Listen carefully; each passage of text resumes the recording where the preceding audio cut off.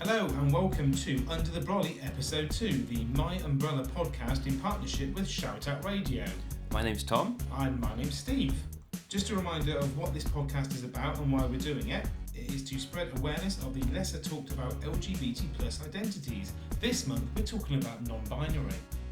Some of you might have seen our Guide to LGBT+, which is available from all good bookshops. No, I'm really kidding, actually, it's not. It's available from our Etsy store if you do want to check that out on our MyUmbrella shop, which is www.myumbrella.org.uk/shop. However, hang fire, because there's more coming. So our book says that people who are non-binary feel that they have a gender identity which does not fit the male and female binary. So it can actually be used as a more like an umbrella term for several other gender identities, such as androgynous, bigender, intergender, and loads more. So basically it's anything that isn't male or female in the binary. So, late last year, MyUmbrella were invited to take part in Trans Pride Southwest, and we met loads of fantastic people who identify as trans and non-binary. We were lucky enough to interview 4 individuals during Trans Pride, where Tom was out and about with our outside broadcast unit, who were very kindly given us permission to share their thoughts about being non-binary for Under the Brolly. My name is Artemis and I'm non-binary.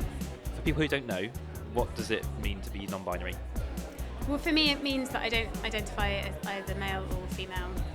I haven't quite worked out the specifics of anything else yet, but that's as far as I've got.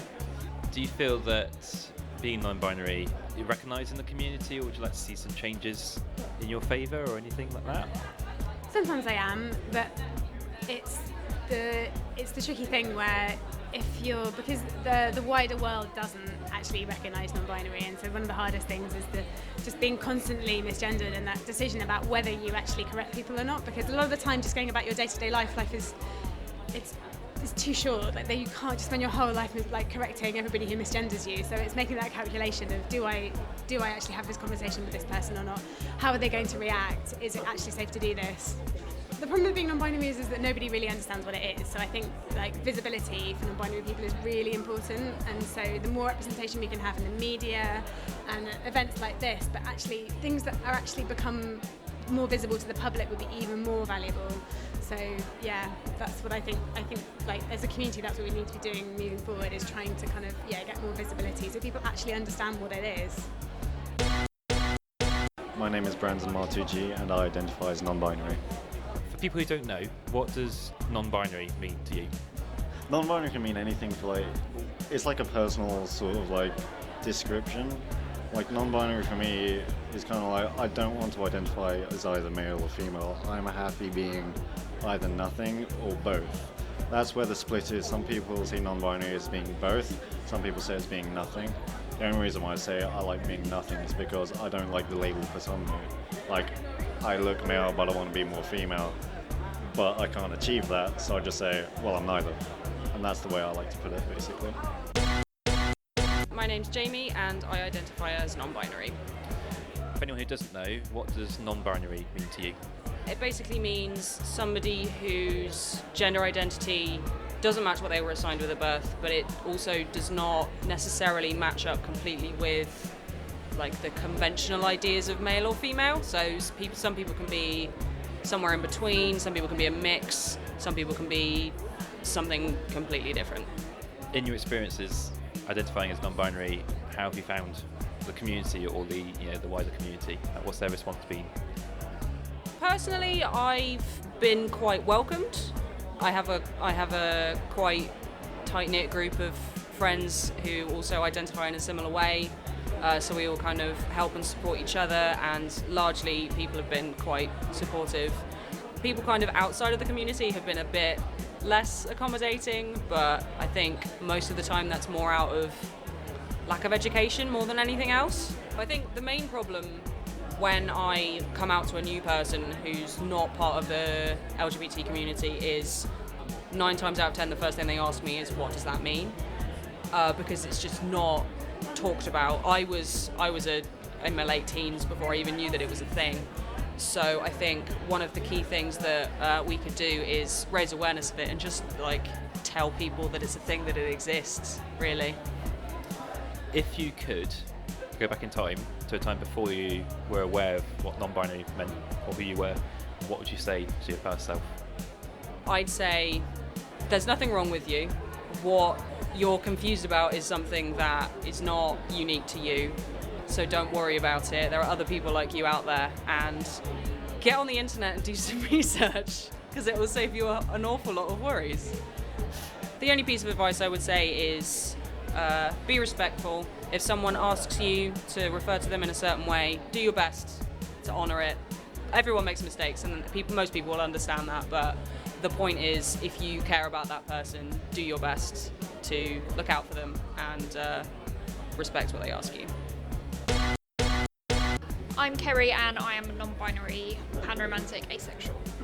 Can you tell me, for people who don't know, what non-binary means? So it's anything outside of the gender binary. So the gender binary is male, female. Outside of the binary is anything in between. As a non-binary person, have you had any experiences where people maybe judge your gender or preempt who you are? Not so much judge, but there is sort of a preempt of, yes, I'm biologically female, so I, at work, have to wear a female uniform, or my place of work, our uniform is gendered, and that does grind my gears. Yeah, so it's nothing really sort of negative, it's just, oh yeah, you're biologically female, so here, have this female uniform. If you could, and you could go back in time and speak to your younger self before you knew your gender or sexuality, what would you say to them? Be yourself, because there's nothing wrong with you. Don't try to fit to other people's guidelines of what you're supposed to be. Yeah, just be yourself, because life's too short to follow instructions. So, there you have it. 4 individuals, different experiences of being non-binary, but all with a very similar theme. Respect yourself, respect each other, and overall respect somebody's gender identity and pronouns. And we'd like to thank Kerry, Jamie, Artemis and Brandon for their contributions to this episode, and to Trans Pride Southwest for inviting us to be part of their amazing day. We'd also love you to share your stories and experience, no matter what you identify as. And if you would like your personal LGBT+ identity featured, then get in touch. If you're uncomfortable giving your own name when contacting us, or using your own voice should you wish to be interviewed, we can still help spread your message. We have ways and means where we can disguise your voice, or you don't even have to give us your real name, as long as you get your message across. And here's how you can contact us.